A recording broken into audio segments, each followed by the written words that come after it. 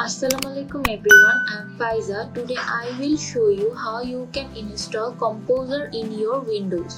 আপনারা আপনাদের কম্পিউটারের ব্রাউজার ওপেন করবেন, তারপর সার্চ বারে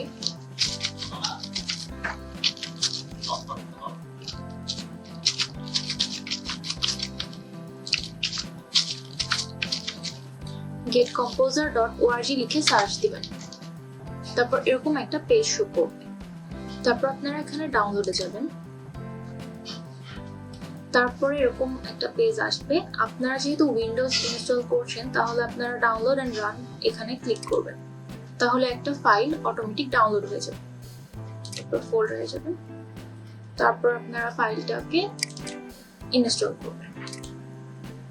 ইনস্টল ফর অল ইউজার্স। তারপরে ইয়েস। এখানে যেরকম আছে পেজ ওরকমই রাখবেন। আপনারা এখান থেকে আপনাদের যদি অনেকগুলো পিএইচপি পাথ থাকে তাহলে সেটা সিলেক্ট করতে পারেন। আমার যেহেতু একটি আছে সেহেতু আমি একটি সিলেক্ট করেছি এবং add this PHP to your path এটা টিক দিবেন।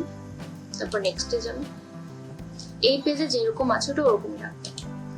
এখানে আপনারা আপনাদের পিএইচপির ভার্সন দেখতে পারবেন। তারপর ইনস্টল।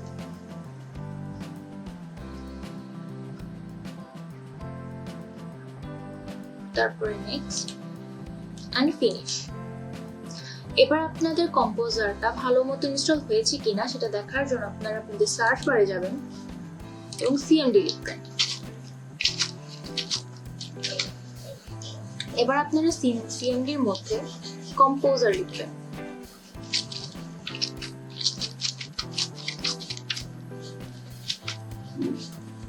দেখতে পাচ্ছেন, যদি আপনাদের কম্পোজার লেখার পরে এরকম অনেকগুলো লাইন আসে তাহলে আপনারা বুঝবেন যে আপনাদের কম্পিউটারে কম্পোজার ভালো মতো ইনস্টল হয়ে গিয়েছে। আপনারা এখান থেকে আপনাদের কম্পোজারের ভার্সনটি দেখতে পারবেন। Thank you everyone. Thanks for watching. If you find it helpful, then hit the like button and share with your friends. Subscribe this channel. Stay with the AIUB solution.